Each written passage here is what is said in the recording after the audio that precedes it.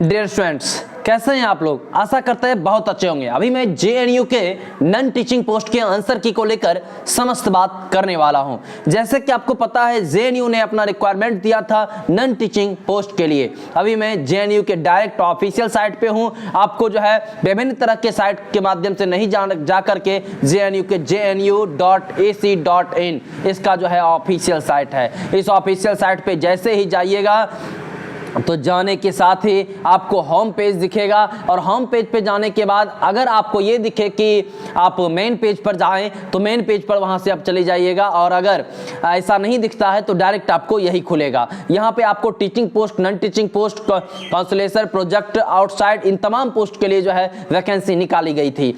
मतलब इन अलग अलग जब भी निकलती है तो इसी मतलब कॉलम में उसके इंस्ट्रक्शन दिए रहते हैं। अभी आपने नन टीचिंग वाले पोस्ट, क्योंकि एमटीएस जो हो, स्टेनोग्राफर हो, चाहे प्रोफेशनल असिस्टेंट हो, इसके अलावा सेमी प्रोफेशनल असिस्टेंट हो, जेएस जूनियर ऑफ असिस्टेंट हो, इन तमाम तरह के जितने भी बहाली है ये सभी के सभी नन टीचिंग में आते हैं। और इसके आंसर की कटअप को लेकर के मैंने पहले ही कहा था कि अगर आप जैसे ही आंसर की मतलब आपसे मिलाइएगा आप अपना आंसर, तो वहां पर आप देखिएगा अगर आपका 50 to 55% अगर आ रहा है तो समझिए आप हर हाल में आपका जो है रिजल्ट बन सकता है। कारण है जो एमटीएस चाहे आपका जो है ये खास करके जूनियर असिस्टेंट का तो डबल स्टेज में एग्जाम है, स्टेनोग्राफर का डबल स्टेप में एग्जाम है, बट एमटीएस का क्या है तो वो एक ही स्टेप में एग्जाम लेने के लिए तत्पर है। क्योंकि दूसरा में थोड़े से हल्के फुल्के सबमिशन है, उसके लिए कोई दिक्कत नहीं है। सबसे बड़ी बात है कि नंबर ऑफ स्टूडेंट्स बेहद ही कम थे।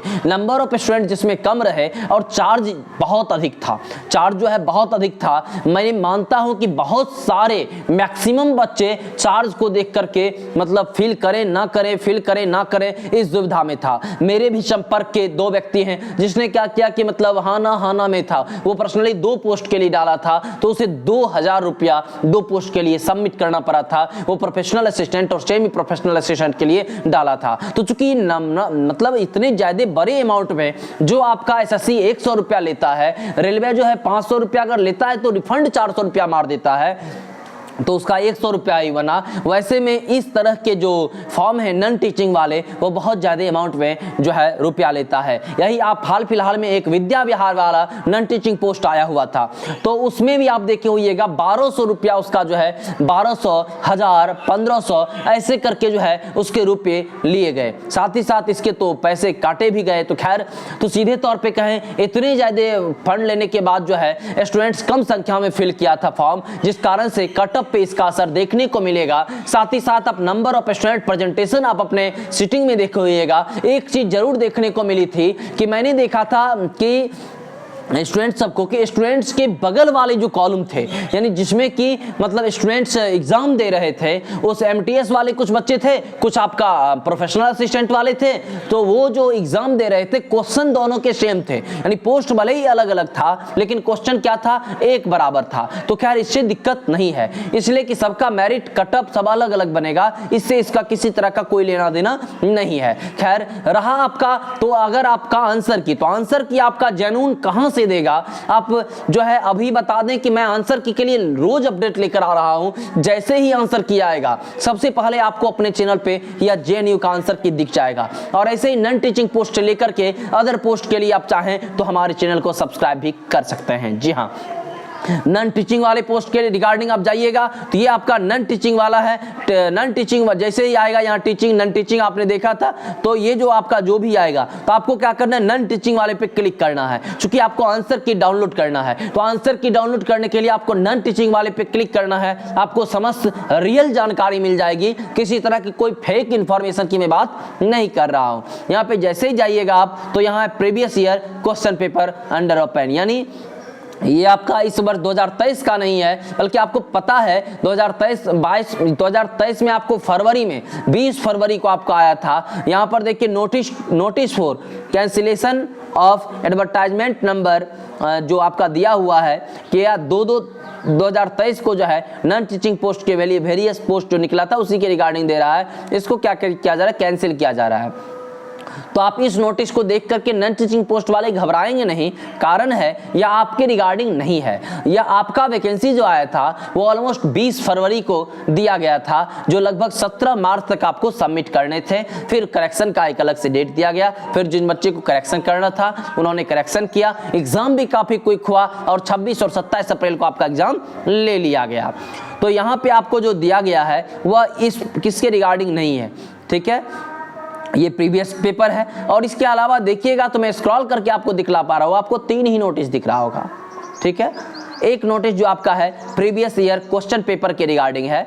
दूसरा जो आपका है exam schedule of JNU requirement examination, ये आपका वही एग्जाम है जिस एग्जाम को आप लोग दिए हैं उसी के रिगार्डिंग ये आपको दिया गया है, ठीक है। तो ये आपको दिया गया, तो उसके रिगार्डिंग क्या दिया गया है वो आप देख सकते हैं। आपको लगेगा जो मतलब आंसर की रिलीज हुआ है, लेकिन ये आंसर के लिए रिलीज नहीं है। देखिए मैं इसे डाउनलोड करके फिर आपको दिखला रहा हूँ।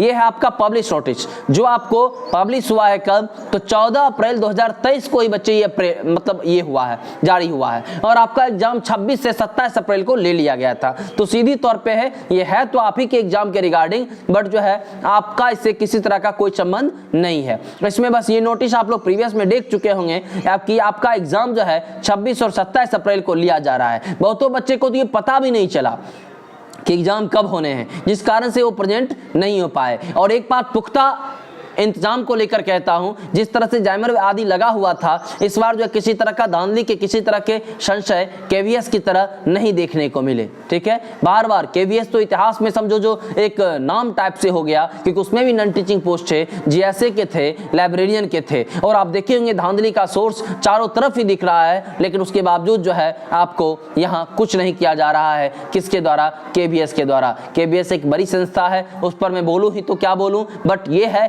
कि उसे री एग्जाम कंडक्ट डेफिनेटली करने थे, लेकिन स्टूडेंट यूनिटी में इतनी ताकत नहीं है।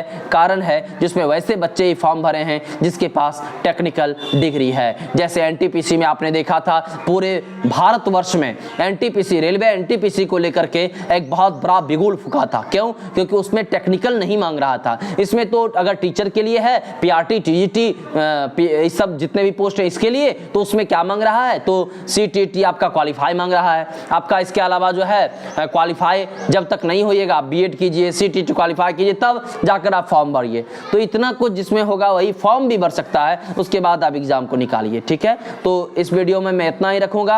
अगर किसी तरह का कोई कंफ्यूजन हो डेफिनेटली आप कर सकते हैं। जैसे ही आंसर की रिलीज होगा ज़ैनून में, आपको जानकारी तुरंत मिल जाएगी। आशा करते हैं आप लोग अच्छे होंगे, सही से होंगे, खुश होंगे। फिर मिलेंगे एक नेक्स्ट टॉपिक के साथ, एक नेक्स्ट वीडियो में। धन्यवाद।